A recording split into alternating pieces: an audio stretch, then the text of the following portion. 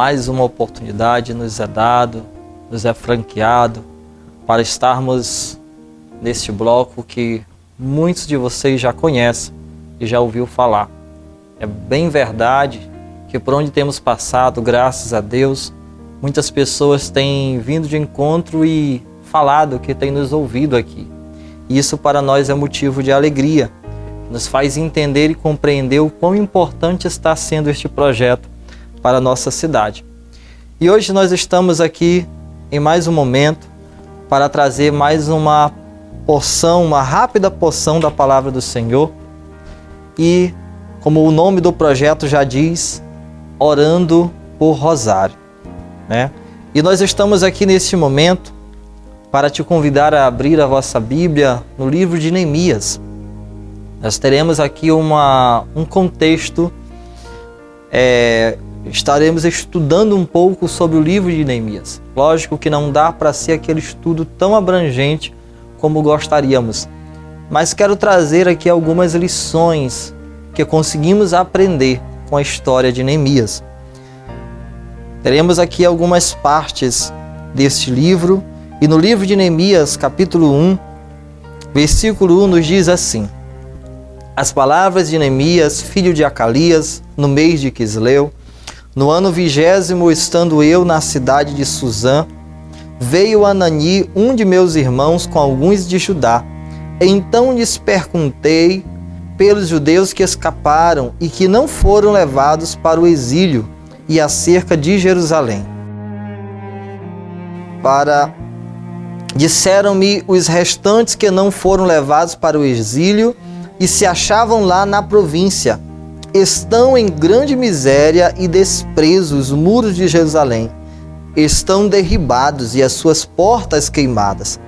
Versículo 4, Neemias vai dizer assim: Tendo eu ouvido estas palavras, assentei-me e chorei, e lamentei por alguns dias, e estive jejuando e orando perante o Deus dos céus. E disse: Senhor Deus dos céus, Deus grande e temível, que guardas a aliança e a misericórdia para com aqueles que te amam e guardam os teus mandamentos. Estejam, pois, atentos os teus ouvidos e os teus olhos abertos para acudires à oração do teu servo, que hoje faço a tua presença dia e noite pelos filhos de Israel, teus servos, e faço confissão pelos pecados dos filhos de Israel, os quais temos cometido contra ti, pois eu e a casa de meu pai temos pecado. Temos procedido de todo corruptamente contra ti. Não temos guardado os teus mandamentos, nem os estatutos, nem os juízos, nem os juízos que ordenastes a Moisés, teu servo. Lembra-te da palavra que ordenaste a Moisés, dizendo: Se transgredirdes, eu vos espalharei por entre os povos. Mas se vos converterdes a mim e guardardes os meus mandamentos e os cumprirdes, então, ainda que os vossos rejeitados estejam pelas extremidades do céu, de lá os ajuntarei e os trarei para o lugar que tenho escolhido, para lhe fazer habitar o meu nome. Este ainda são teus servos e o teu povo, que resgatastes com teu grande poder e com tua mão poderosa. Senhor, encerrando o capítulo, nos diz assim: Estejam, pois, atentos os teus ouvidos à oração do teu servo e à dos teus servos que se agradam de temer o teu nome. Concede que seja bem sucedido hoje o teu servo e dá-lhe mercê perante este homem. Neste tempo eu era copeiro do rei. Que mensagem forte, poderosa, e por que não dizer também que mensagem atual para os nossos dias. Nós vamos poder observar nesta história de Neemias um relato de um líder, de um homem que, por saber da sua cidade, do seu local de origem, da onde nasceu, ele agora vai entender e vai ouvir falar de quão perdido, de quão desesperado está aquele ambiente, de quão prejudicado está aquele lugar. E no finalzinho ele diz que eu era somente copeiro do rei. Naquele exato momento, quando Neemias ele ouve falar de como estava aquela província, de como estava aquela nação, Neemias ele decide em seu coração buscar a Deus.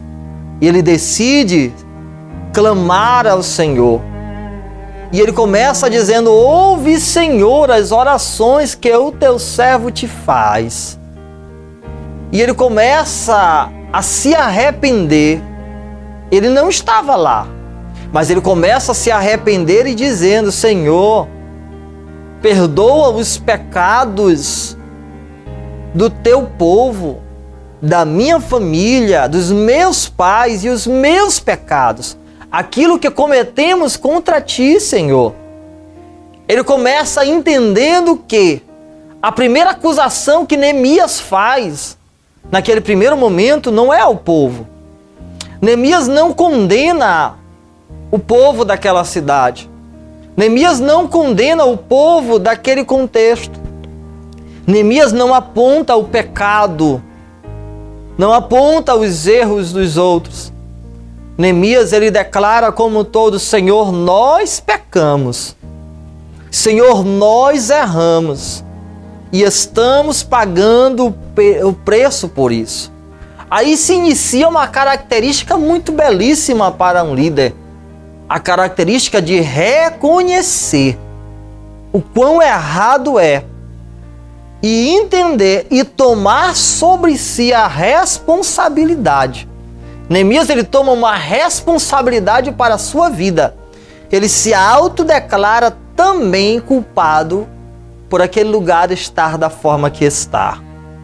E ele começa a clamar ao único que pode resolver a situação. Antes de tudo e de todos, ele clama primeiramente àquele que está acima de todas as coisas, o Deus de Israel. E ele começa a clamar e a dizer: Senhor,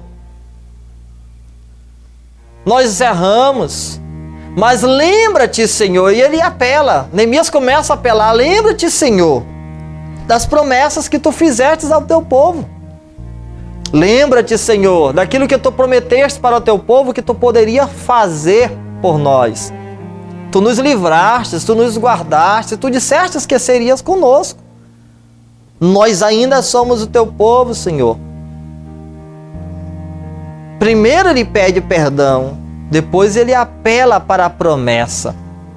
Há uma promessa para mim e para a tua vida. E esta promessa ela pode voltar-se a ser alcançada novamente quando eu e você reconhecemos que, como pecadores que somos, necessitamos da graça, da misericórdia, do perdão e do amor de Deus para com as nossas vidas. E ele finaliza dizendo: nesse tempo eu era somente copeiro do rei. Nós vamos acompanhar algumas outras partes da história de Neemias. Eu estou fazendo uma breve introdução. No nosso próximo capítulo, nós estaremos abrangendo um pouquinho mais da história. Mas o período que Neemias vai falar no mês de Nisan, no ano 20º do rei Artaxerxes, uma vez posto o vinho diante dele, eu o tomei para oferecer e lhe o dei. Ora, eu nunca antes estivera triste diante dele. Está lá no capítulo 2 do versículo do livro de Neemias. Neemias nunca estivesse triste diante do rei. Mas nesse momento o rei percebeu algo diferente. Porque Neemias, antes de ser senhor, ele era servo. E na sua condição de servo, ele sempre soube se submeter à autoridade. Um bom líder se começa a se identificar por aqui. Se você é uma pessoa que sempre foi submisso, que aprendeu a se submeter aos seus líderes, com certeza você será um bom líder. Mas se você, quando liderado, não se submetia, dificilmente você será um bom líder. Porque se quando liderado não era submisso, agora que é líder, vai se submeter a quem? Agora que já alcançou uma liderança maior, quem vai conseguir te comandar? Quem vai conseguir te direcionar? Se quando você era para ser direcionado, nunca se permitiu, nunca se deixou. Então existem já duas características que eu realcei sobre a capacidade de um bom líder, baseado na história de Neemias.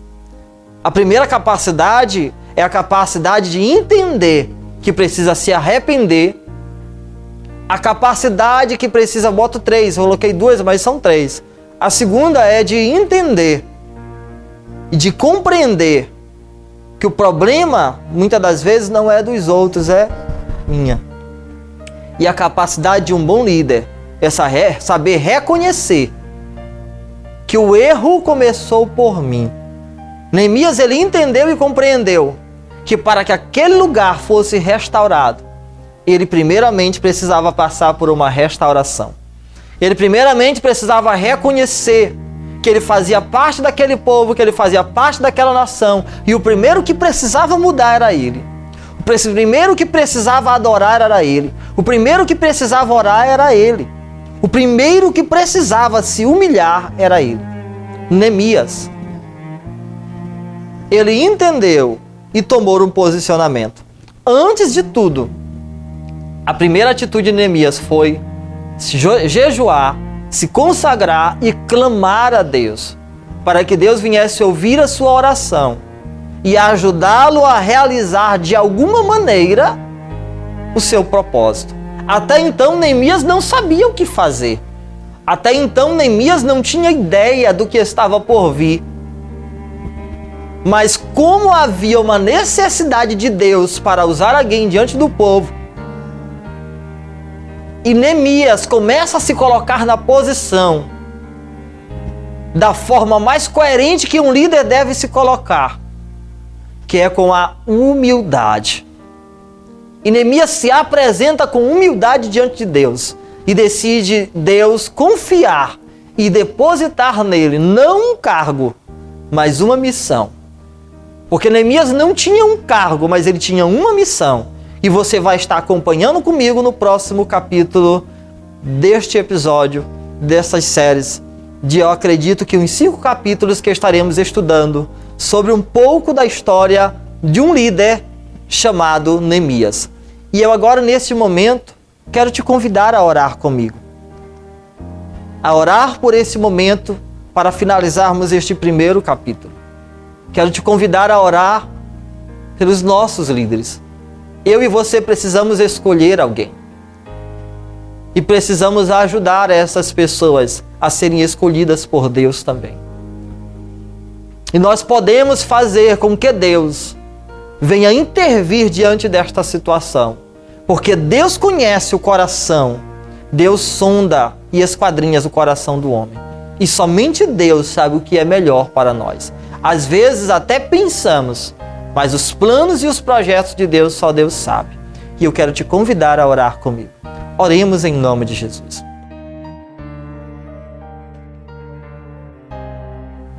Soberano e eterno Deus, Pai de infinita graça e eterna misericórdia, graça te damos ao Senhor pelas bênçãos que o Senhor tem nos oportunizado, pelas vitórias que o Senhor tem nos feito alcançar, por cada dia, por cada momento, por cada situação e por cada circunstância que o Senhor tem nos dado a graça de vivermos, de enfrentarmos e de avançarmos. Senhor, assim como a história de Neemias vai nos relatar sobre este líder, Senhor Deus de Israel, que entendemos, que compreendemos, que aprendemos e que continuaremos aprendendo com ele, com base nesta história de um líder por excelência, de um líder que soube ouvir o seu chamado e conseguiu atender cabalmente ao que lhe foi oportunizado, Senhor.